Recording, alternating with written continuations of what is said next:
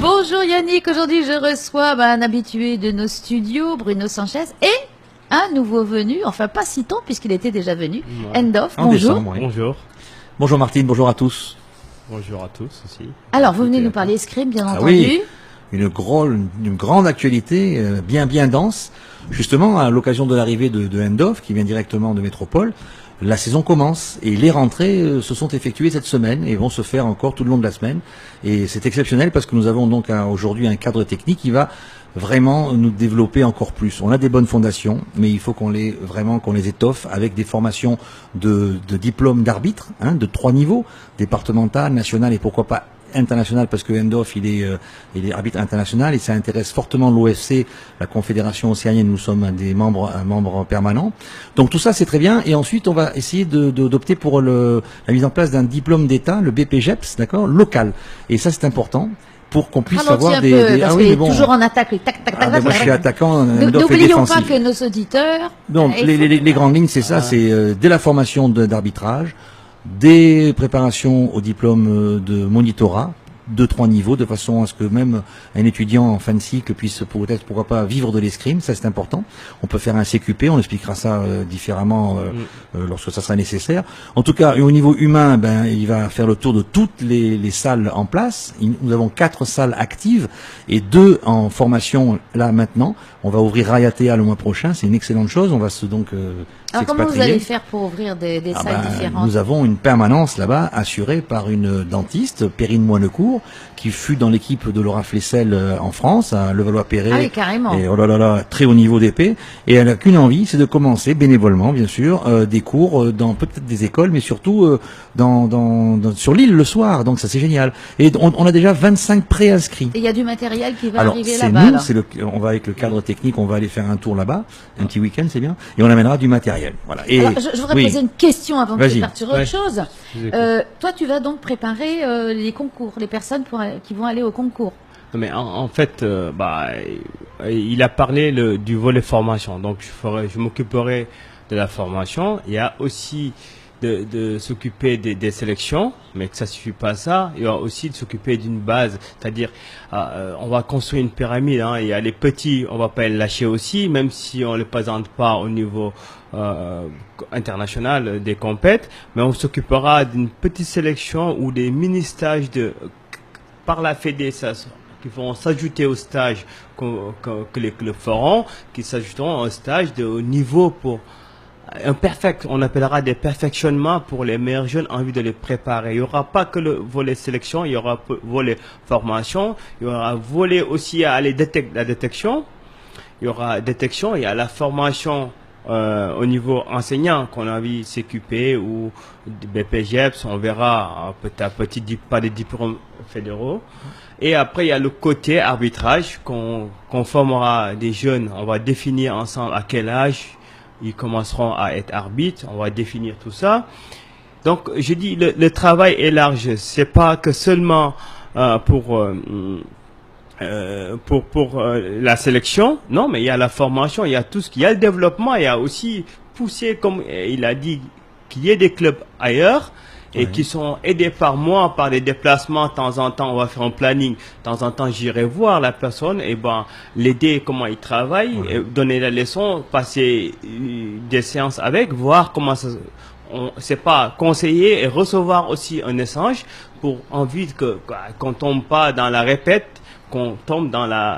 mais qui tend à l'évolution. Donc, c'est pas que le haut niveau, entre guillemets, il faut que ça soit large parce que pour parler du haut niveau, il faut créer une base aussi pour à la fin avoir de la crème. Donc, il y a un travail à faire, quoi.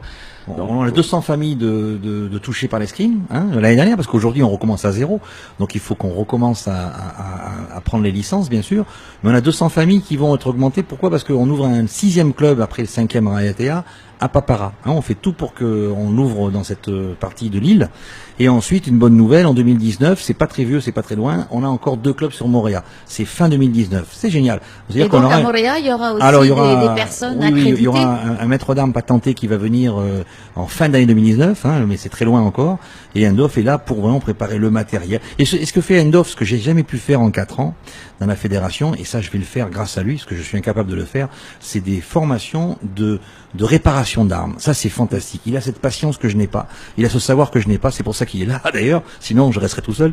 Bon, impossible. Donc il va venir donner le goût aux enfants de réparer les armes, de savoir comment fonctionne un appareil électrique. C'est fantastique. Moi, on me l'a jamais fait à l'époque, ça se faisait parce pas. que Voilà. il y a le touch là. Ben oui, ça c'est génial. Bon, donc il y a ce volet-là. Maintenant, attention, on a 8 compétitions officielles à Rouet. Et je signale aux parents, s'il y en a qui m'écoutent, des clubs qui ne sont pas affiliés, parce que il peut y avoir à Tahiti des clubs non affiliés à la fédération, c'est une possibilité. Attention aux parents, choisissez des clubs affiliés. Pourquoi? Pour que vos enfants puissent venir dans les compétitions officielles et puissent bénéficier. Quand on n'est pas dans les clubs affiliés, ça On peut pas, on est exclu des compétitions officielles que j'organise, il y en a 8 cette année, et surtout des championnats de Polynésie. On est les seuls habilités à les faire. Et pourquoi c'est important? Parce que c'est la première marche pour les sélections extérieures de M13, M15, M17. On a aussi peut-être avec Endhoff la potentialité de faire venir des gens, de faire partir des gens à la fête des jeunes l'année prochaine, les M14. Il est très il est humble, mais c'est un spécialiste des M14. On a quand même. Qu'est-ce que c'est que des M14? Alors M14, c'est les moins de 14 ans. Il a été responsable d'un groupe là-bas. Ouais, M15. L'élite française, il connaît bien ça. Et quel bonheur, mais quelle chance. Alors à n'avons-nous. partir de quel âge on peut commencer l'escrime? Vas-y, je te laisse. Écoute, là ça se discute. Bruno me dit, je prends 5-6 ans. Je dis non, il faut qu'on crée un groupe qui s'appelle Baby Escrime, Éveil Escrime. Le Ludo. On les éveille à travers l'escrime, à avoir l'équilibre, à connaître leur corps. C'est-à-dire, le but, ça c'est pas que faire du sport, c'est par le jeu, faire une éveil escrime, c'est-à-dire avoir le réflexe, garder l'équilibre en faisant la garde, la retraite, tout ce qui s'ensuit par le jeu. Donc, on a discuté, mais je dis, Bruno, allez, pourquoi pas? On essaye les 4 ans. Moi, je n'ai fait par expérience 4 ans, 5 ans dans un groupe. Et donc, dès la maternelle. Mais celui qui commence à 4 ans jusqu'à 10 ans, et celui qui commence à 10 ans. Ah oui, forcément. Ah oui, à 10 ans, c'est mécanique. Déjà, il a envie. Il a été motivé par tenir parce qu'allez, on force pas, mais il a des réflexes que le 10 ans aura du mal à développer. Donc, 4 ans jusqu'à 14 ans ou 13 ans M15, tu l'amènes en compète. Normalement, si tu as fait ce qu'il faut, je sais pas, je suis pas magicien, mais bon, dans tous les sports, il faut avoir une part douée et une part travailleur. Même si tu es doué, tu travailles pas, ça risque de se casser. Mais tous les deux, si tu n'es même pas trop doué et que tu travailles, tu auras une petite base, qui te permettra de défendre toutes tes chances, Et alors, est-ce qu'il y a une différence entre les cours que vous donnez dans les écoles et les cours quand on vient le samedi ou le mercredi? Je confirme ce que dit Endhoff. Pourquoi? Parce que ça fait 3 ans que j'ai commencé à donner des cours dans les écoles élémentaires pour les classes de section des grands, des SG, donc avant les CP. Ça veut dire 4 ans, 4 ans et demi, et je confirme cela. Alors, le contenu des cours, c'est bien sûr, on a une progression pédagogique faite sur 8, 10, 12 semaines, avec des contenus qui sont en adéquation avec le gouvernement. Justement, le ministère, aujourd'hui, a donné de nouvelles directives par la voie LSU. Ne me dis pas ce que c'est, mais c'est compliqué. Donc, nous, on va s'adapter à ça. Mais c'est pas pareil. Les clubs, les cours des clubs, c'est vraiment très technique et très rapide. Pourquoi faire? Pour faire des bonnes compétitions. Et pourquoi pas faire de l'escrime loisir? Mais en tout cas, c'est pas la même chose qu'à l'école. C'est pas ça pareil. peut pas être la même chose. Impossible. Mais sinon, moi, j'ai mon fils, je l'amène à l'école, il ira pas au club. Alors, mais je voulais poser. Mais attention, c'est pour dire que l'évidence, c'est ça. Sinon, moi, je fais le choix de payer, où l'école paiera tant à l'enseignant, qui fera l'escrime une fois par semaine, ou les 12, et je m'arrête là. Donc, à l'école, c'est de l'initiation. C'est faire comprendre la discipline, en langage d'escrime, on dira faire comprendre la logique de l'arme. C'est-à-dire la logique de l'arme, quand tu fais de l'épée, on fait pas de l'épée même dans les écoles, quand tu fais du fleuret, il faut que le gamin en but doit savoir l'attaque, parade, riposte et comprendre le sens pourquoi je dois attaquer, j'ai le point. Si je suis attaqué, je dois me défendre. Ça, pareil. C'est pourquoi on utilise souvent les armes de convention. Mais par contre, au club, il y a cette logique de l'arme. En plus, il y a une progression toute l'année, et l'année suivante, et comme le sport, quelquefois c'est en groupe, mais quelquefois c'est individuel. Donc à côté, il y aura le professeur qui prendra l'élève pour dire, allez, il ne faut pas faire parade, on travaille. Ce qui ne t'aura pas dans les écoles. Donc, et le volume d'entraînement en plus. Non, mais plein de choses, non, mais c'est même pas comparable. Mais ce qui est inévitable, c'est d'aller. Je continue parce que quand même, c'est parce que ça m'intéresse, c'est pour ça que je veux savoir. Sûr, Martine. Tu disais que dans les écoles, on fait pas d'épée, mais on fait du fleuret. Alors, pour les personnes qui connaîtraient pas la différence, est-ce que vous pourriez spécifier oui, mais très rapidement. Le fleuret? Le fleuret est une arme de convention. Avec l'attaque a toujours raison. C'est l'attaque. Une fois qu'on a attaqué, qu'est-ce qu'on fait? Soit on recule pour se mettre hors de portée, soit on constitue une parade et une riposte. L'épée, on peut toucher tout le corps. Mais est-ce que c'est la même arme? Alors je t'explique, non, l'épée est une arme un peu plus lourde, et l'épée on peut toucher tout le corps. Et si par hasard on fait une touche simultanée en même temps, il y a un point chacun. Surtout pas au fleuret ni au sabre. Le sabre et le fleuret sont des sports de convention. Au fleuret on ne touche que le tronc. Il n'y a que la veste sans les manches. Le fleuret, il est plus fin et on peut toucher qu'avec le bout. Hein, la petite boule, là. Voilà, la pression est 150 grammes, 200 grammes maximum.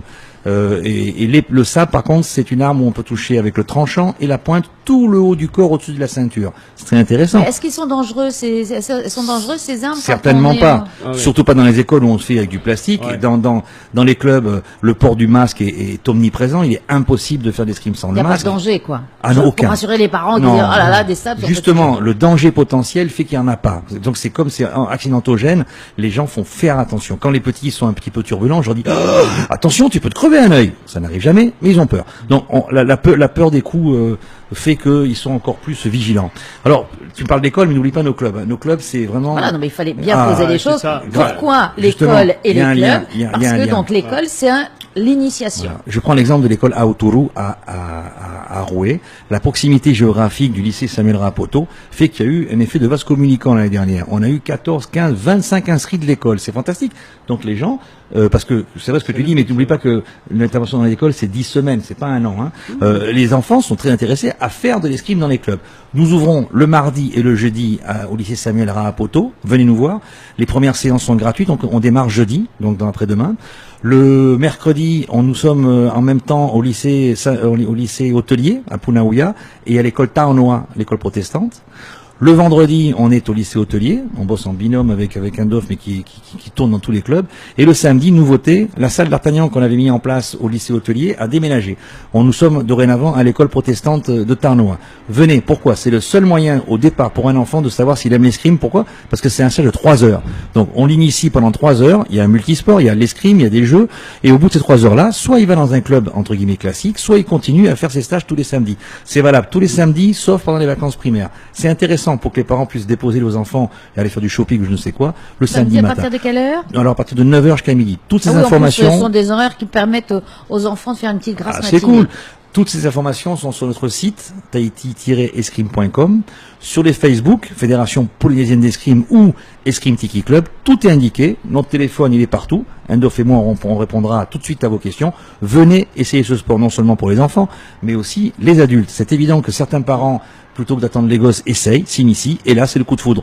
Donc on a un groupe d'adultes le vendredi et soir à 18h, venez, essayez, toujours pareil. Et ça se passe toujours au lycée hôtelier, mais aussi à Roué un peu partout. Hein, Endof, t'as vu, on a fait des rencontres fantastiques de parents, tu vois Pierre, Pierre a démarré l'escrime. Je vais rajouter qu'il y a le potentiel humain et matériel. On peine un peu parce que c'est un peu loin de tout, mais on s'en sort toujours. Je suis confiant que la fédération peut et doit même faire en telle sorte que si on se réveillait, s'il y avait 1000 personnes qui venaient, par exemple, qui venaient s'inscrire, on aura ce qu'il faut pour que chacun ait au moins un masque, une arme, un gant, une veste. Voilà, vous fournissez pour les... Voilà. On prête l'équipement. Ils prêtent ce qui est normal. Annuellement. Ce que je veux rajouter, c'est que l'escrime, c'est un sport. Quand on l'entend les gens en parler, tant qu'on ne touche pas cette arme, tant qu'on ne le sent pas, qu'on ne fait pas un essai, on a du mal à venir. Exactement. Venez voir, ça n'a rien à perdre. 2 séances ou 3 séances, je veux rester, je m'inscris.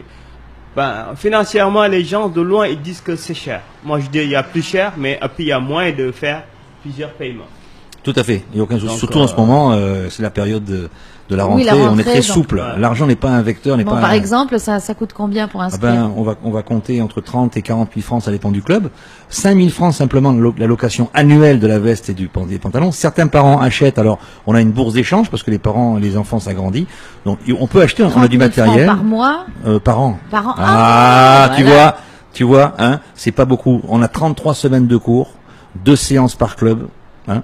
Il faut venir. C'est pas un sport cher. Ça a eu l'étiquette du golf, du tennis de l'époque. Ça vaut le coup. Aujourd'hui, Hein. c'est fini. Ben, de toute façon, tout s'est démocratisé. Ouais, Beaucoup. Bien, eh bien, Énormément. écoutez, on se Voilà. donne rendez-vous. On donc vous attend déjà tous, hein. Ah ben dès demain, dès demain. Dès On vous demain. attend dans nos clubs et venez sur nos sites récupérer les horaires et on vous inscrira où vous voulez. On a 4, bientôt 6, on a 6 lieux sur Tahiti. On est incontournable. Et bientôt Voilà. Montréal. N'est-ce pas Endorf? Ouais, le but, cas, c'est que chacun puisse faire Voilà. ce sport là où il est. Et C'est c'est bien, fantastique. c'est un beau Venez sport. rencontrer Endorf, c'est fantastique d'avoir quelqu'un comme lui sur le territoire. Pas comme moi, hein, Ah, mais non, mais l'escrime, le monde de moi je l'escrime. suis C'est un monde ancien pro formidable, ouais. et je peux te dire que je connais ton talent et je peux en parler. Je Voilà. pense que les gens, il faut qu'ils viennent parce que dans ce sport, on a un plaisir de combattre. Il fait chaud, mais on combat ça n'empêche entre rien. gentlemen Yes. Voilà. et gentlewomen. Voilà, il faut le dire à tout le monde. C'est ça. tout un plaisir de Fair mettre play. la tenue, prendre une arme après une journée de boulot. Je conseille à se stresser au boulot le Et puis soir. ça déstresse. Parce que ça déstresse, c'est ça le but le soir, devant un masque, tout, plaisir avec un groupe oui. de gens qu'on n'a pas vu toute la journée, rencontrer toutes les histoires, rigoler, tirer et repartir Voilà. une douche dodo. Je pense qu'il n'y a pas mieux pour faire son n'oublie pas sport que tout Martine en a fait- prenant du plaisir, quoi. A fait de l'escrime artistique, Martine. Hein. On a Ouais. fait des pièces de théâtre ensemble. On en a fait 6 ou 7 où chaque fois j'instillais avec elle, grâce à elle, Ouais. une petite scénette d'escrime. Et Martine a pris le sabre et a fait des... Ah non, mais Ça c'est- aussi, l'escrime artistique, c'est une facette de notre sport. Il faut venir. Artistique, c'est le nom et moi je l'ai témoin quand même. Ça sera le mot de la fin. Oui, merci à tous et venez vous renseigner, c'est important. C'est Merci. gratuit, il n'y a pas de souci, venez nous voir. Merci Bruno, merci Endorf, Merci. merci à vous deux. Now we have